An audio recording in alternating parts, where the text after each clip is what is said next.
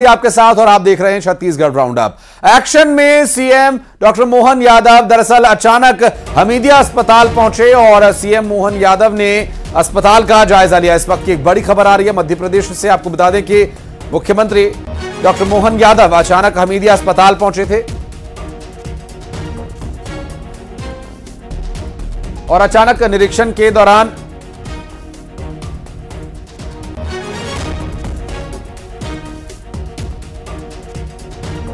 तो बड़ी खबर इस वक्त की आपको बता दें, अचानक हमीदिया अस्पताल पहुंचे मुख्यमंत्री और वहां जाकर व्यवस्थाओं के बारे में जानकारी ली। और आपको दिखा रहे हैं तस्वीरें, ये देखिए हमीदिया अस्पताल जब मुख्यमंत्री मोहन यादव पहुंचे थे वहां पर बातचीत करते नजर आए। जो मरीज या तीमारदार उनके जो परिजन वहां पर खड़े थे,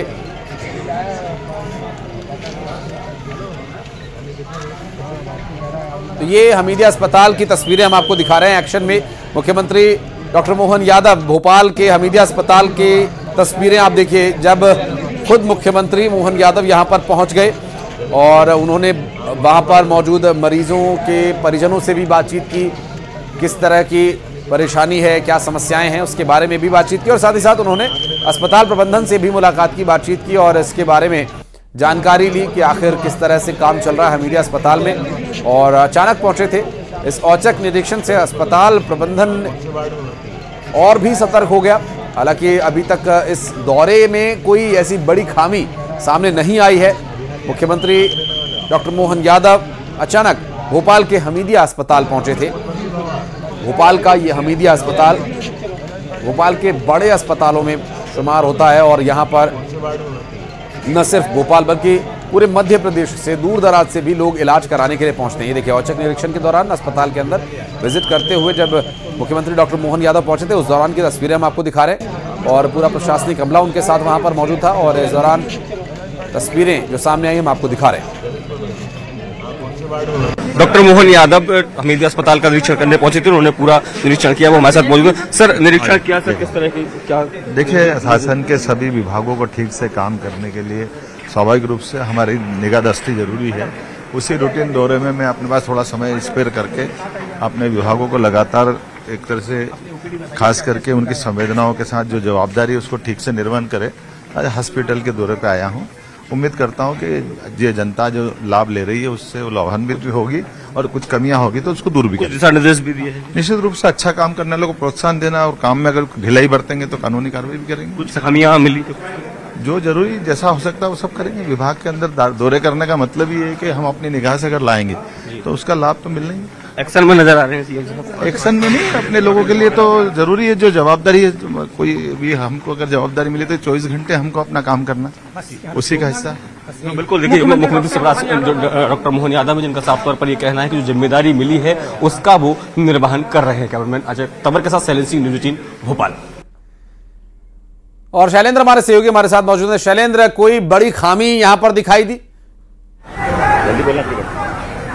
देखिए फिलहाल अगर मैं आपको सीधी तस्वीरें दिखाऊं, डॉक्टर मोहन यादव जो है वो हमीदिया अस्पताल का निरीक्षण करने के पहुंचे थे और निरीक्षण करने के बाद अब वो यहां से रवाना हो रहे हैं। आप तस्वीरों में आप देख सकते हैं उन्होंने तमाम जो वार्ड है, खासकर जो चिल्ड्रन वार्ड है उस पर उनका विशेष फोकस था। चिल्ड्रन वार्ड में वो गए और उन्होंने डॉक्टरों से बारीकियां भी समझी कि आखिर किस तरह की स्थितियां यहाँ पर हैं, ये जानने का उन्होंने प्रयास किया। और उन्होंने साफ तौर पर कहा कि मध्य प्रदेश के बड़े अस्पतालों में शुमार है ये अस्पताल और ऐसे में लोगों को बेहतर स्वास्थ्य सुविधाएं उपलब्ध हो, इसका प्रयास जो है वो सरकार कर रही है। और उन्होंने कहा कि साफ तौर पर सभी जो चीजें हैं उनको बारीकी से जांचा गया है। अभी जो स्थितियां मिली हैं उससे हम संतुष्ट हैं। महिला क्या गुहार लगा रही है, एक बार ये भी सुनवाइए।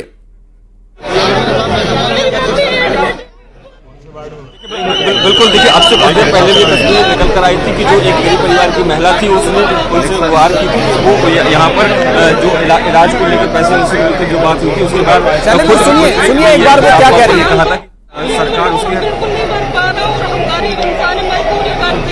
एक बार बोलते हैं कि नीलाम कर देंगे, अगर हमारा घर नीलाम हो जाएगा। मैं इनको बोल रहा एक काम करूँ और इनकी मदद करना। क्या नाम आपका? आप यही रुको, मैं यही और मेरे को आप बताना पूरी मदद कराएंगे, है ना? कुछ चिंता आप यही रुको, अभी मैं काम करने हैं पूरी मदद करना। आप साथ में है कोई आपके? पूरी चिंता करें। फोन नंबर है आपके पास? आप मेरी बात सुनना नहीं, मैं करता हूँ। चलो चलो चलो चलो आराम। ठीक है इस तरह की तस्वीर थर्ड फ्लोर पर भी देखने को मिली थी। जब वो थर्ड फ्लोर पर पहुंचे थे तो एक महिला ने उनके को रोककर उनको मदद की गुहार की थी। चलिए, बहुत शुक्रिया आपका शैलेंद्र इस पूरे मामले पर जानकारी देने के लिए। बढ़ते हैं आगे सुकमा से। इस बीच एक बड़ी खबर, जहां एक नक्सली स्मारक को ध्वस्त किया गया और आपको बता दें कि यह स्मारक जवानों ने ध्वस्त किया और नक्सली कोर इलाके में कार्रवाई की गई। सुकमा से इस बीच एक बड़ी खबर हम आपको बता रहे हैं और तस्वीरें भी आपको दिखाएंगे। एक नक्सली स्मारक को ध्वस्त किया गया है। लगातार नक्सलवाद के खिलाफ जारी अभियान में एक से बढ़कर एक कामयाबी तो मिल ही रही है और बड़ी कीमत भी इसको चुकानी पड़ती है कई बार। लेकिन यहां पर तस्वीरें आपको देखिए, ये एक बड़ी कामयाबी, एक नक्सली स्मारक को ध्वस्त किया गया है। नक्सलियों द्वारा अमूमन ऐसा एक जगह कहीं स्मारक बना करके ये धाक जमाने की, ये दिखाने की कोशिश है कि इस क्षेत्र में नक्सलवाद का प्रभाव है, लोगों में नक्सलवाद को लेकर सम्मान है। हालांकि इस तरह के लोगों पर विचार थोपे जाते हैं। ग्रामीण सीधे साधे भोले भाले ग्रामीणों को अपने चंगुल में फंसाने के लिए इस तरह की हरकतें कई बार नक्सली करते हैं, लेकिन ये मंसूबे अब आगे कामयाब नहीं होंगे और नक्सली स्मारक को ध्वस्त किया गया। जवानों ने जेसीबी से इस नक्सली स्मारक को पूरी तरह से ढा दिया। जवानों ने ध्वस्त किया। नक्सलियों के खिलाफ अभियान अब और तेज कर दिया गया है। आपको बता दें, सुकमा से सामने आई ये तस्वीर, तो जो कुछ जिले बचे भी हैं नक्सल प्रभावित, उन जिलों में अब पूरी तरह से एक्शन में सुरक्षा बल।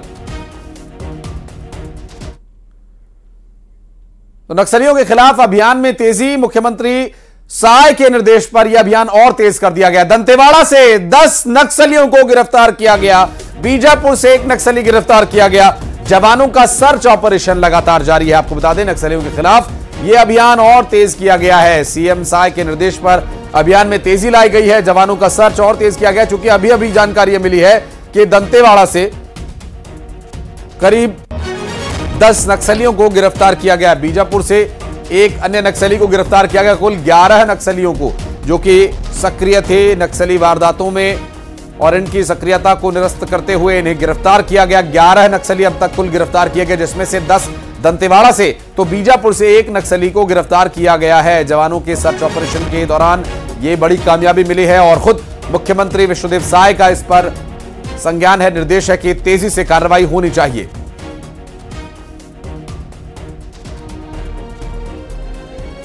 नक्सलग्रस्त अभियान के तहत ग्राम हुर्रेपाल बेचापाल के जंगल में कुछ संदिग्ध व्यक्ति दिखे जो कि भागने का प्रयास कर रहे थे, जिन्हें फोर्स के द्वारा घेराबंदी कर पकड़ा गया।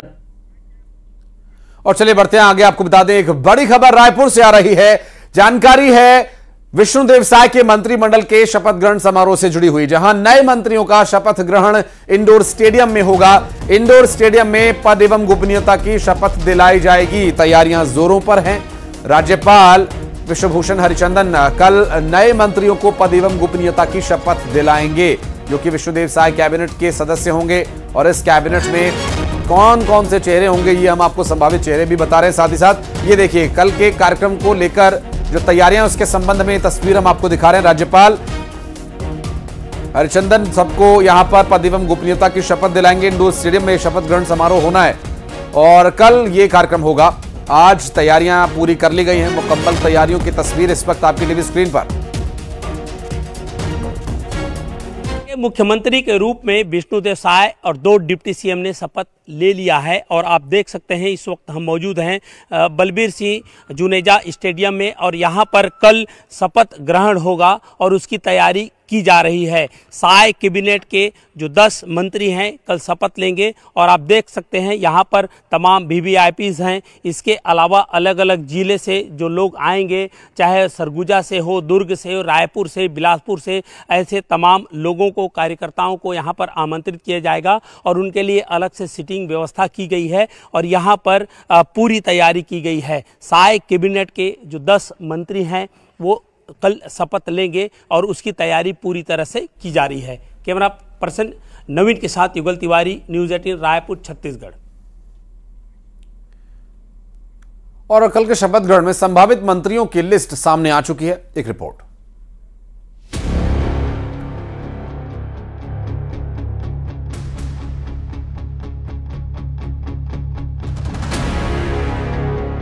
दिल्ली में मंत्रिमंडल पर मंथन हुआ, जिसके बाद संभावित मंत्रियों की लिस्ट सामने आई है। इस लिस्ट में 12 नाम हैं जो मंत्री बनाए जा सकते हैं।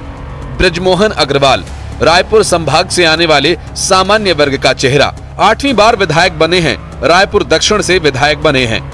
अजय चंद्राकर संभावित मंत्रियों में ओबीसी चेहरा, जो कि रायपुर संभाग से आते हैं। कुरूद विधानसभा से ये विधायक हैं। पुरंदर मिश्रा संभावित मंत्रियों में रायपुर संभाग से आने वाले सामान्य वर्ग का चेहरा, रायपुर उत्तर से विधायक हैं और पहले ओडिया विधायक बने। ओपी चौधरी संभावित मंत्रियों में ओबीसी चेहरा, बिलासपुर संभाग से आने वाले नेता। 23 साल की उम्र में आईएएस बने थे ओपी चौधरी। आईएएस के पद से इस्तीफा देकर राजनीति में आए और रायगढ़ से विधायक हैं। धर्मलाल कौशिक संभावित मंत्रियों में ओबीसी चेहरा, बिलासपुर संभाग से आने वाले नेता, बिल्हा से विधायक हैं। पूर्व अध्यक्ष नेता प्रतिपक्ष भी रह चुके हैं। कांग्रेस के सियाराम कौशिक को इन्होंने हराया। केदार कश्यप संभावित मंत्रियों में आदिवासी चेहरा हैं, बस्तर संभाग से आने वाले नेता, नारायणपुर से विधायक हैं। तीनों कार्यकाल में कैबिनेट मंत्री भी रहे, नारायणपुर से विधायक हैं। लता उसेंडी बस्तर संभाग से आने वाले आदिवासी महिला चेहरा, कोंडागांव से जीत कर आई हैं। कांग्रेस के मोहन मरकाम को इन्होंने 18,572 वोटों से हराया।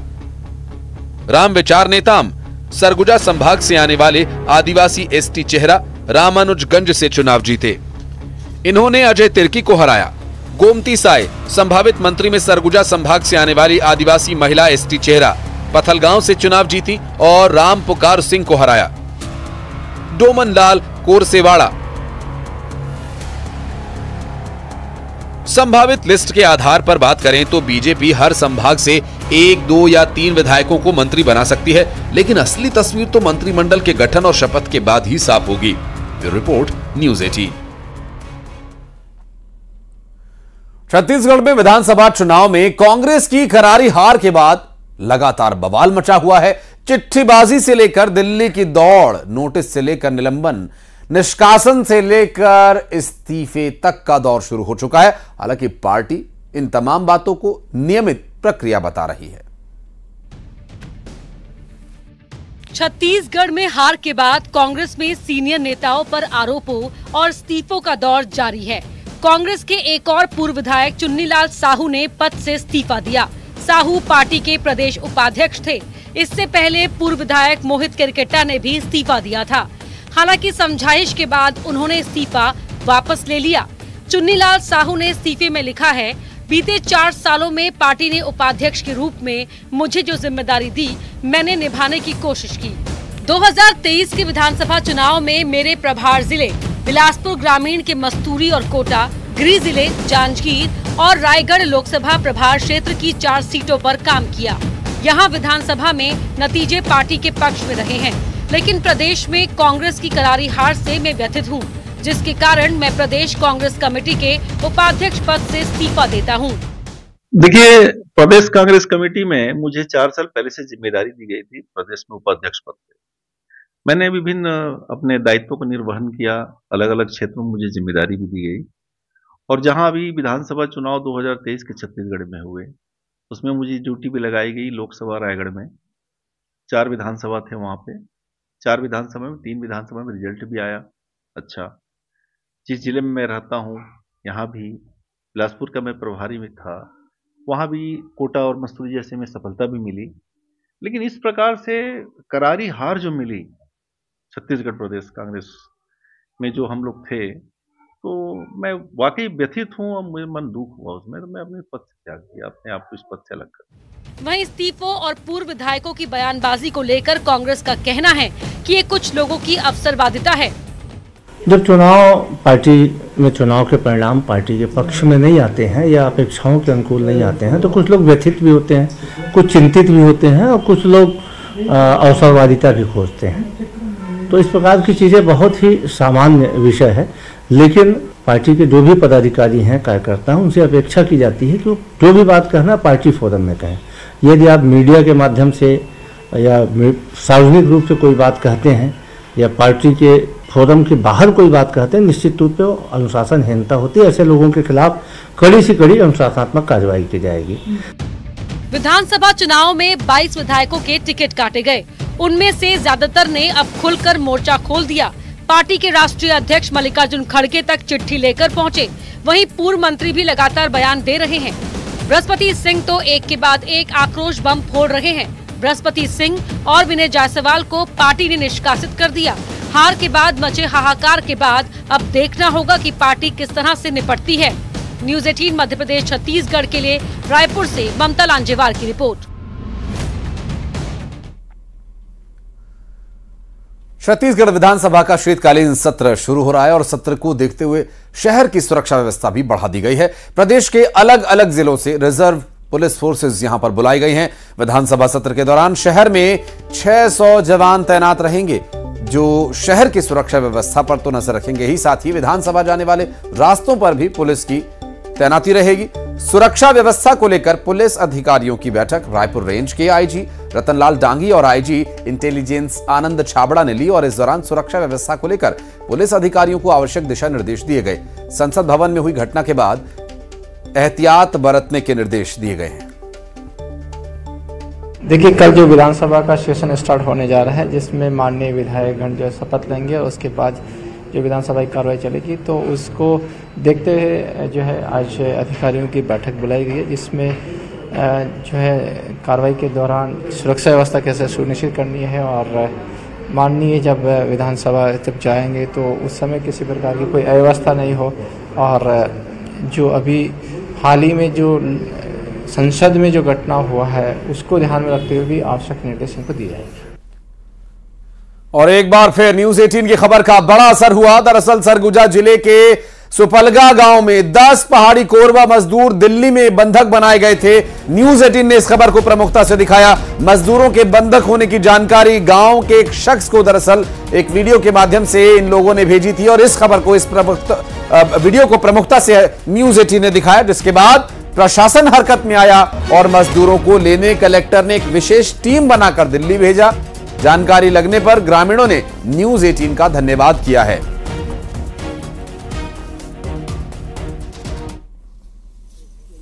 छत्तीसगढ़ को बहुत बहुत धन्यवाद देते हूं कि आप लोग हम लोग का सहयोग किए हैं। सर, पहाड़ी कोरवा लोग दिल्ली में फंसे हुए थे, उन लोग को लाने के लिए कई जगह में गुहार किया पर और लोग अनदेखा किए। जो गन्ने के खेत हैं उसमें एज ए लेबर काम करते हैं और उनको यहाँ घर आने के लिए मना किया जा रहा था और पैसे भी नहीं दिए जा रहे थे। हमारी टीम ने वहाँ के जो जितने भी आला अधिकारी है, वहाँ के हमारे एसपी साहब ने वहाँ के एसपी साहब से बात कर लिया है, वहाँ के जो एसडीएम है वहाँ हमारे नगर निगम कमिश्नर ने बात कर लिया है। बलरामपुर जिले में बीते 10 दिनों से 40 हाथियों का एक दल घूम रहा है। ऐसे में वन अमला पूरी तरह से एक्टिव मोड में है और हाथी प्रभावित क्षेत्रों के ग्रामीणों को जंगलों की ओर न जाने की हिदायत दी गई है। इसके साथ ही हाथियों के चलते हुए नुकसान की क्षतिपूर्ति का आकलन भी किया जा रहा है। और बीते दिनों गन्ने के खेत में करंट की चपेट में आ जाने से एक हाथी की मौत के मामले में खेत के मालिक पर वाइल्ड लाइफ प्रोटेक्शन एक्ट के तहत कार्रवाई की गई है। आपको बता दें कि राजपुर वन परिक्षेत्र के ग्राम धुप्पी से सटे जंगलों में 27 और रामानुजगंज वन परिक्षेत्र के ग्राम छतवा से सटे जंगलों में 13 हाथियों का दल घूम रहा है।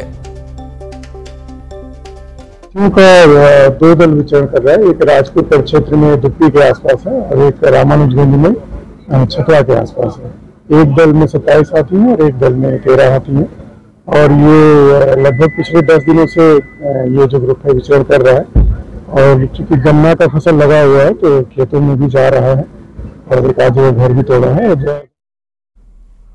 और रायगढ़ में एक पति पर पत्नी को आग लगाने का मामला, जिसमें पति पर आरोप है कि महिला को आग पति के द्वारा लगाई गई और इस दौरान महिला की मौत हो गई। रायगढ़ से इस वक्त की बड़ी खबर, पुलिस ने आरोपी पति को गिरफ्तार कर लिया है। आरोपी पति पर यह आरोप है कि पत्नी को, उस महिला को पति ने ही आग के हवाले किया था और इस पूरे मामले में महिला के झुलस जाने के बाद उसे इलाज के लिए अस्पताल ले जाया गया और इलाज के दौरान अस्पताल में उसकी मौत हो गई।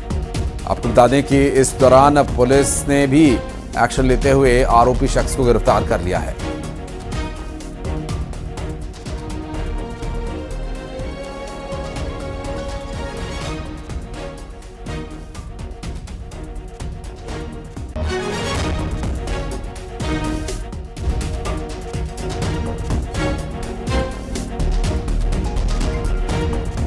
और फटाफट अंदाज में खबरें आपको दिखाते हैं। खबरें टॉप 20।